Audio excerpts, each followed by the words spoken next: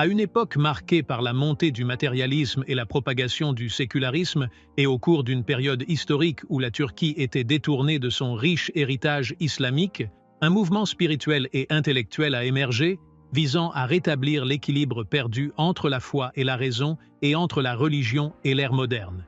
Il s'agit du mouvement Nurku, qui n'était pas simplement une voie soufie ou une école de jurisprudence, mais un projet global visant à façonner une nouvelle conscience religieuse capable de relever les défis du déclin spirituel de l'esprit et de l'occidentalisation culturelle. Fondé par le cheikh Mohammed Saïd al-Nursi au cœur de l'Anatolie, le mouvement n'est pas resté confiné à une seule géographie. Elle a étendu sa portée aux esprits et aux cœurs à travers le monde islamique. L'approche d'Al-Nursi mêlait la lumière de la révélation divine à l'illumination de la raison, présentant le Coran d'une manière nouvelle et accessible et utilisant la connaissance comme un outil pour renforcer la foi plutôt que de la contredire. Mais une question se pose. Ce mouvement n'était-il qu'une réaction au projet kémaliste d'Atatürk en Turquie ou était-il une prophétie réformiste avant l'heure? Dans cette vidéo, nous allons explorer le mouvement Nurku en profondeur, en examinant ses origines, ses croyances et les détails de son projet intellectuel et spirituel. Reste avec nous jusqu'à la fin et n'oublie pas de nous soutenir en aimant la vidéo et en t'abonnant à la chaîne pour recevoir tous nos derniers contenus.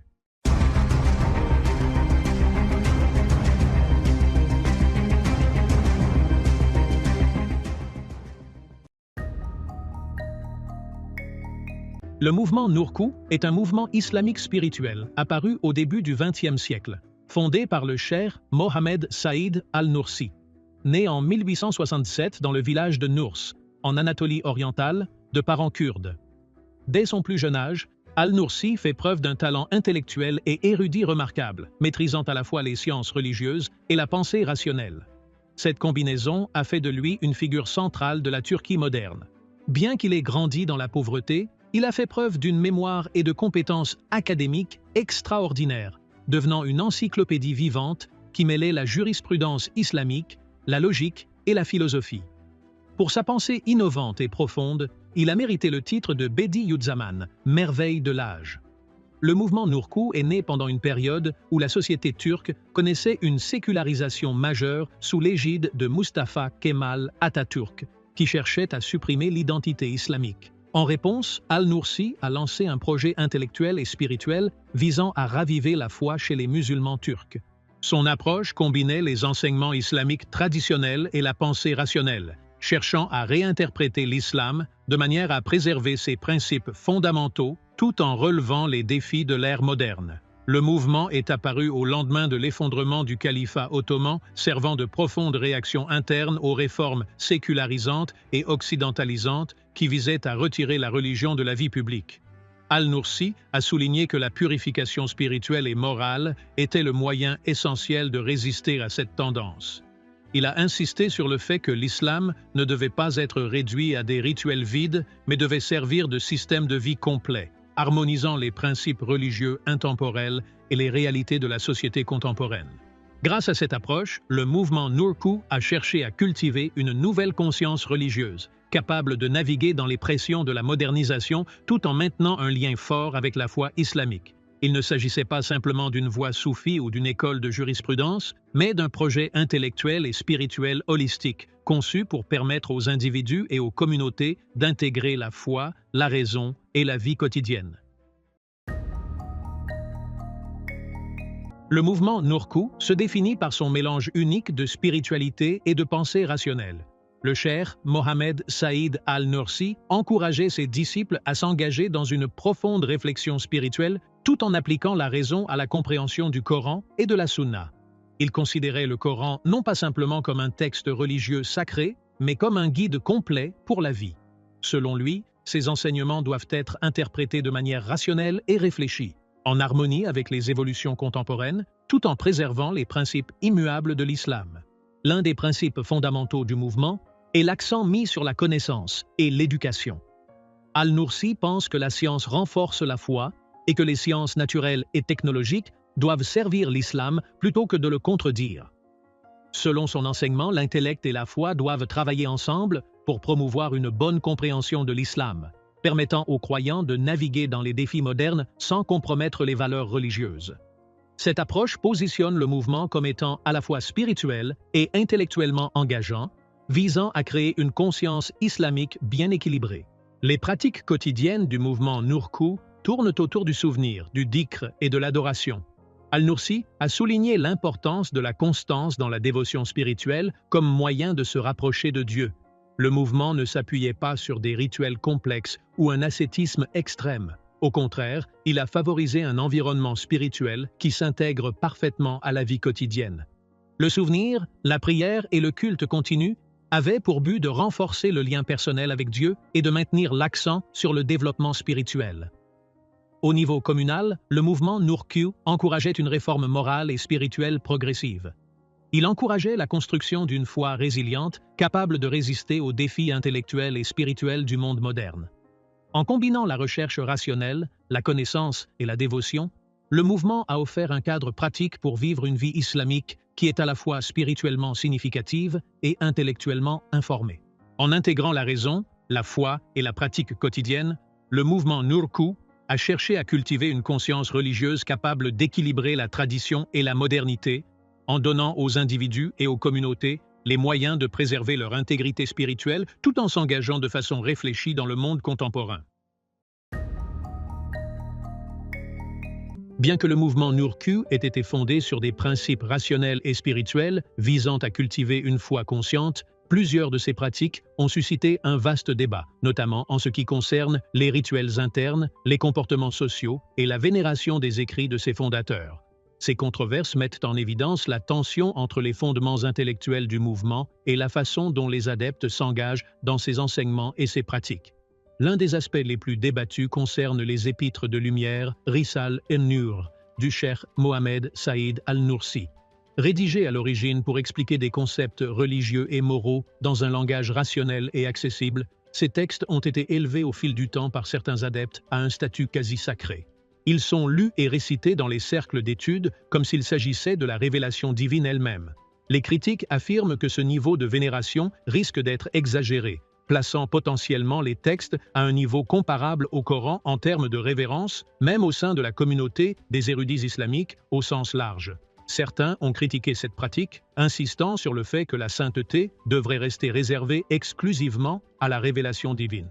Cette question souligne l'équilibre délicat entre l'engagement intellectuel et la dévotion émotionnelle au sein du mouvement.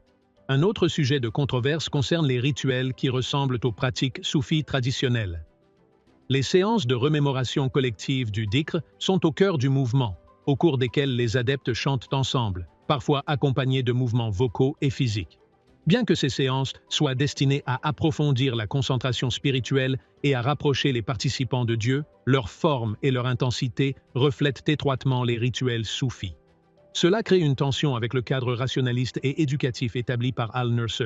La combinaison d'une spiritualité exacerbée et d'une rigueur intellectuelle a conduit certains observateurs à s'interroger sur la cohérence entre l'idéologie du mouvement et ses manifestations pratiques. Le comportement social et les choix de mode de vie ont également suscité des discussions. Certains adeptes préfèrent l'isolement, vivre dans des communautés fermées et limiter l'interaction avec la société au sens large et la vie politique. Cela a parfois diminué la visibilité et l'influence du mouvement dans les affaires publiques. De plus, certains adeptes consacrent de longues périodes à l'étude intensive et à la réflexion sur le Risale en-Nur, se retirant souvent complètement de l'engagement social. Bien que cela favorise le développement spirituel personnel, les critiques soutiennent que cela peut servir de forme d'évasion des problèmes sociétaux urgents tels que la pauvreté, l'ignorance et l'injustice, limitant ainsi l'impact social pratique du mouvement. La vénération excessive du cheikh al-Nursi lui-même a également suscité la controverse. Malgré son rejet de l'idolâtrie personnelle, certains adeptes lui attribuent des pouvoirs extraordinaires, comme la connaissance de l'invisible ou la capacité de guérir. Ces croyances contredisent son approche rationaliste et éducative et introduisent des éléments surnaturels qui divergent de ses enseignements originaux, suscitant des disputes internes et externes sur leur validité.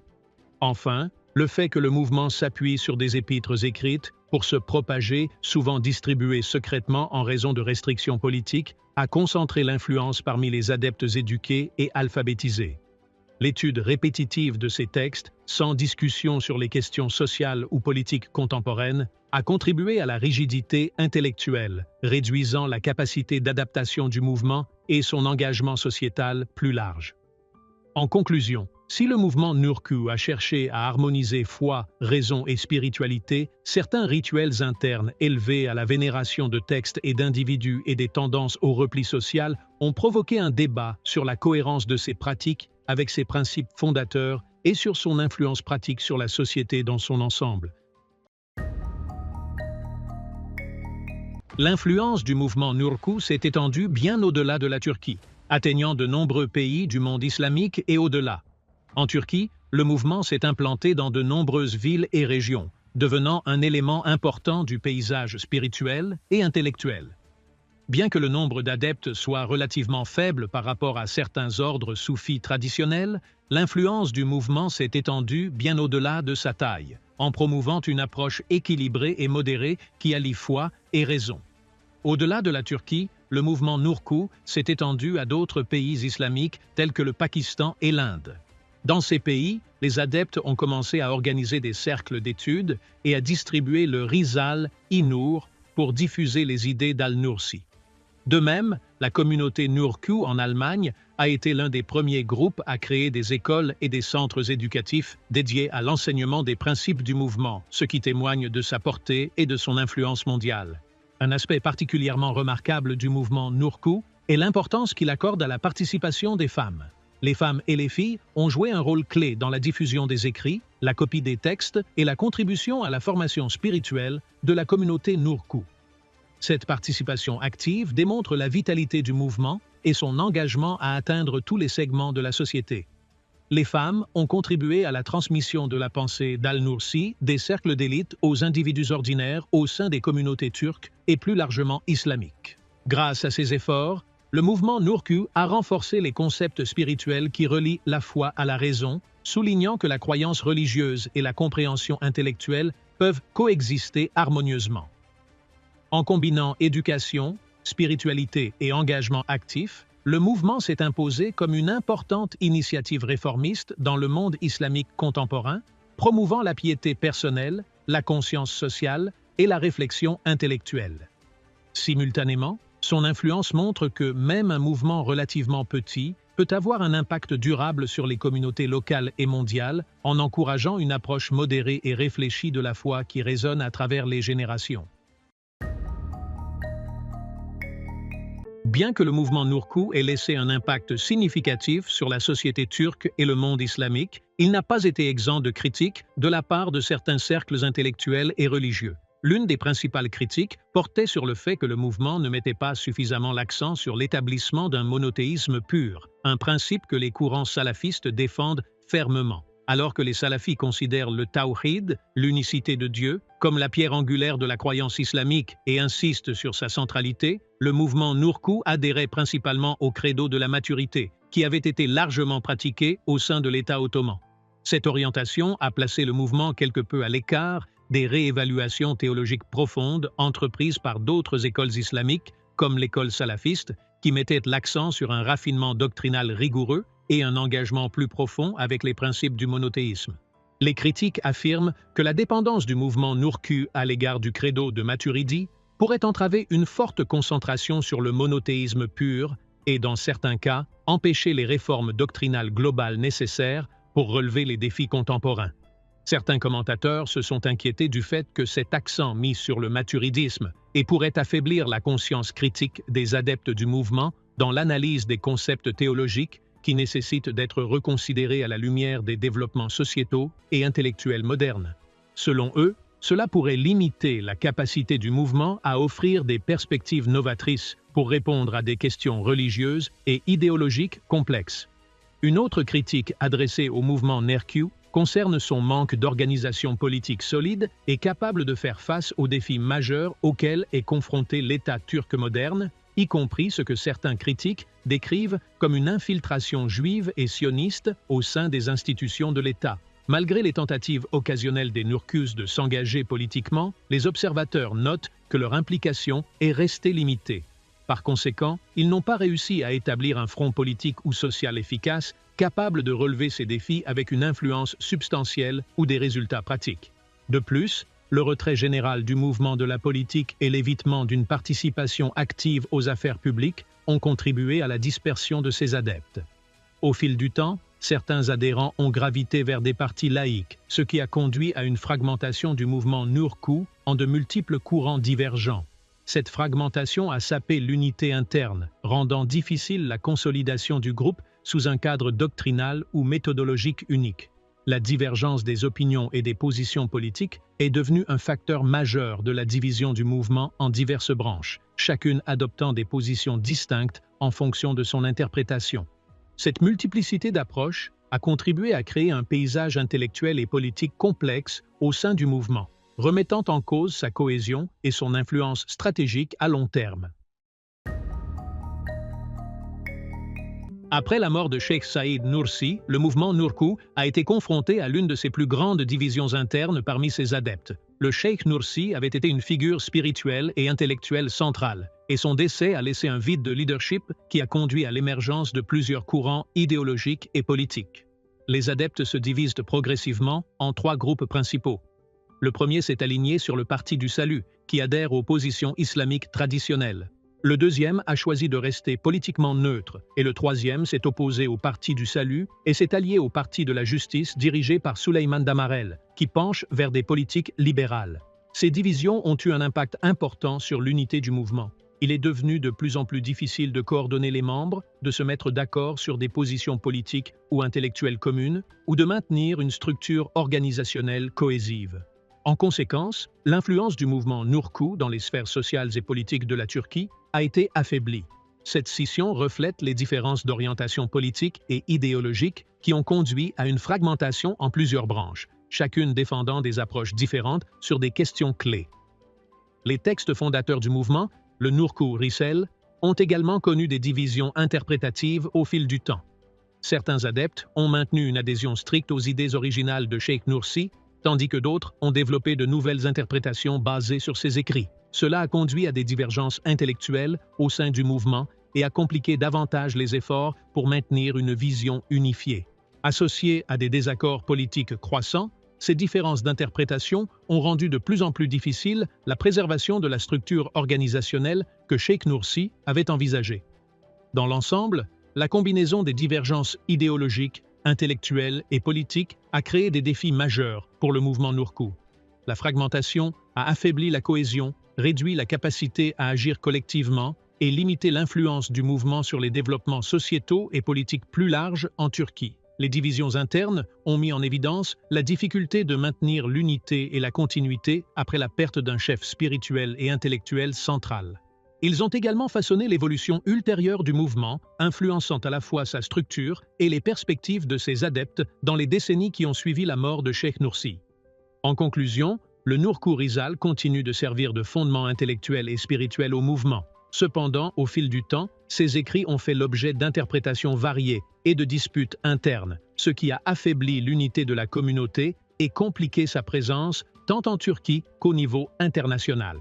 Le mouvement est maintenant confronté à la nécessité d'une réévaluation minutieuse pour restaurer sa cohésion et son influence. Et cela nous amène à la fin de la vidéo d'aujourd'hui. Ne manque pas l'occasion de rester au courant de tous nos derniers contenus. Abonne-toi à la chaîne et active la cloche de notification pour recevoir chaque nouvelle mise à jour.